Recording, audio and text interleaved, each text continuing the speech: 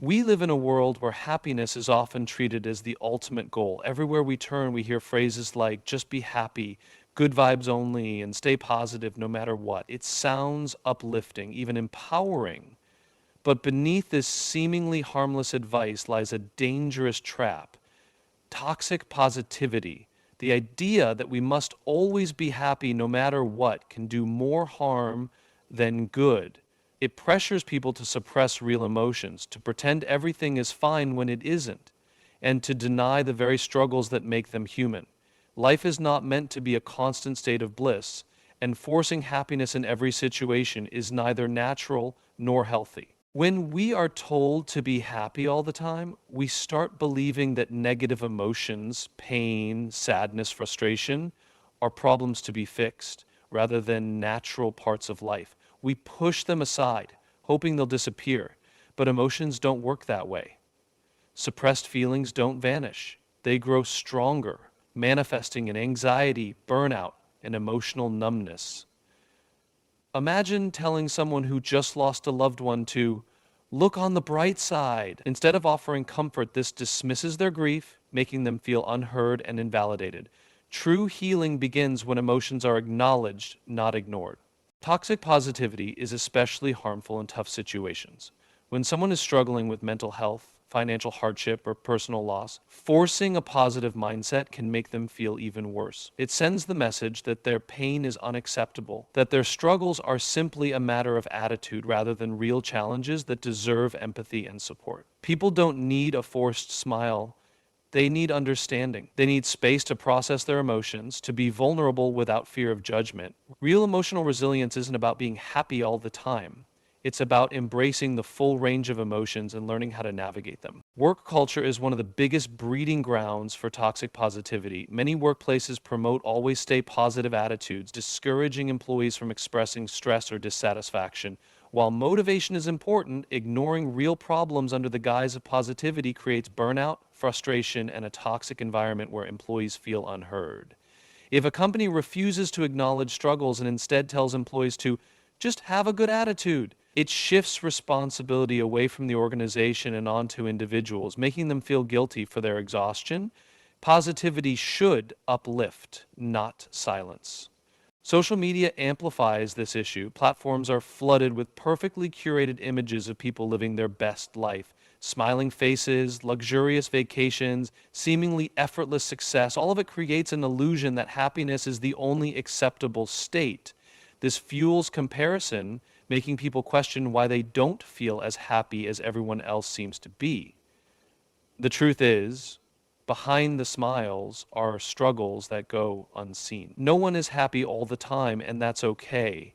The pressure to maintain a perfect positive image leads to emotional exhaustion and a disconnect from reality.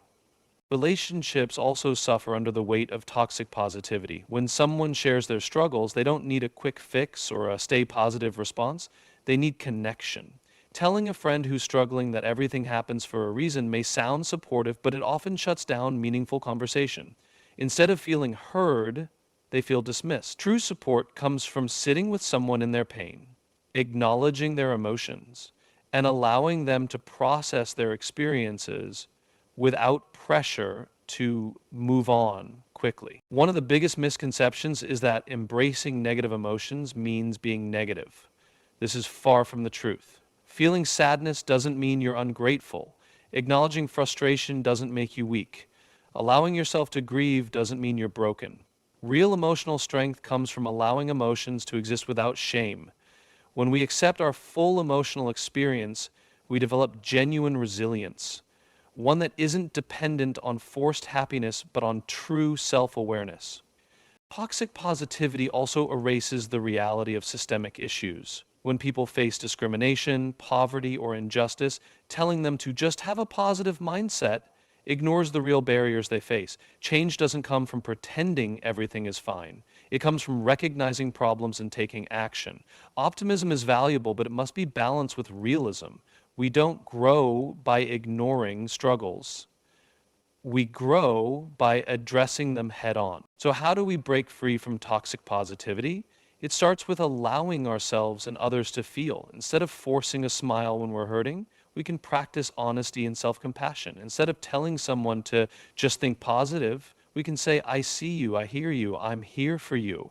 We can create spaces where people feel safe expressing their struggles without fear of judgment. True support isn't about silencing pain, it's about holding space for it. Embracing the full spectrum of emotions doesn't mean dwelling in negativity. It means accepting that happiness isn't the only emotion worth feeling. It means understanding that growth comes from discomfort, healing comes from acknowledgement, and true happiness isn't forced, it's felt. When we let go of the pressure to be happy all the time, we open ourselves to a more authentic, fulfilling life, one where joy is real, struggles are valid, and every emotion has a place. Happiness is beautiful, but it should never come at the cost of emotional honesty. It's time we shift from just be happy to just be real. Because real, unfiltered, imperfect emotions are what make us human. And that is something worth embracing. The belief that happiness is the ultimate goal has shaped how we think about success. We often associate a happy life with achievement, assuming that once we reach a certain milestone, wealth, a dream job, a perfect relationship, happiness will follow. But what happens when we attain these things and still feel unfulfilled? The idea that happiness is something we arrive at is misleading, because happiness isn't a destination. It's an experience that comes and goes. When we chase happiness as an endpoint, we set ourselves up for disappointment, always feeling like we're missing something. Another dangerous aspect of toxic positivity is how it distorts personal development. Growth is often uncomfortable. It requires us to face difficult emotions, confront our fears, and sit with discomfort. But when positivity is forced upon us, we start avoiding these challenges, thinking that struggle means failure. The truth is, some of the most transformative moments in life come from pain, setbacks, and uncertainty. If we constantly try to bypass negative emotions in pursuit of happiness, we rob ourselves of the lessons they carry. Parents and educators often unintentionally reinforce toxic positivity in children. From a young age, kids are told, don't cry, be strong, and smile, everything's okay. While these phrases are meant to comfort, they teach children to suppress emotions rather than process them. When a child learns that sadness or anger is something to be avoided, they grow up believing that their feelings are wrong. Instead of developing emotional intelligence, they develop emotional avoidance. Imagine the difference if we told children, it's okay to feel sad, or I understand why you're upset. Acknowledgement fosters emotional health, while denial creates emotional suppression. In friendships and relationships, toxic positivity creates a barrier to true connection. If you feel like you can only share the good parts of your life with someone, the relationship remains shallow. True intimacy comes from being vulnerable, from sharing fears, doubts, and struggles just as much as joys. A friendship where you can express sadness without judgment is far more valuable than one where you're expected to be happy all the time.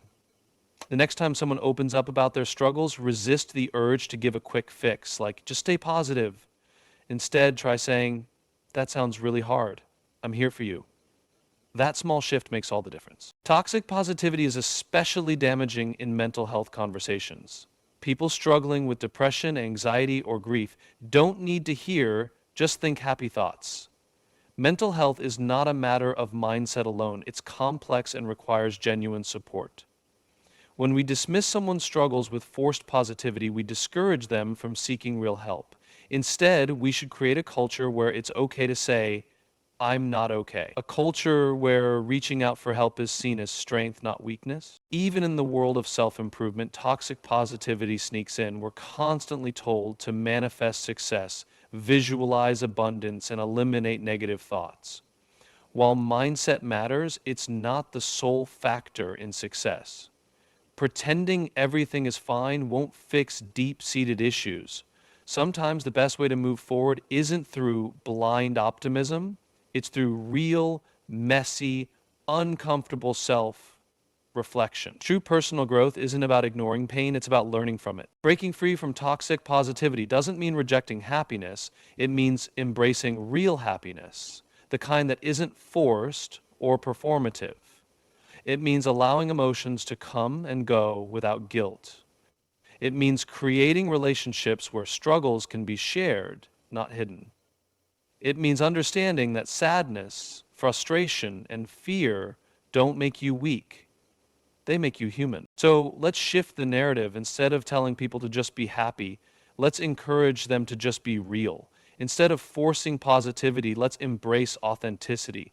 Because life isn't about being happy all the time. It's about experiencing everything fully, the highs and the lows, and finding meaning in all of it.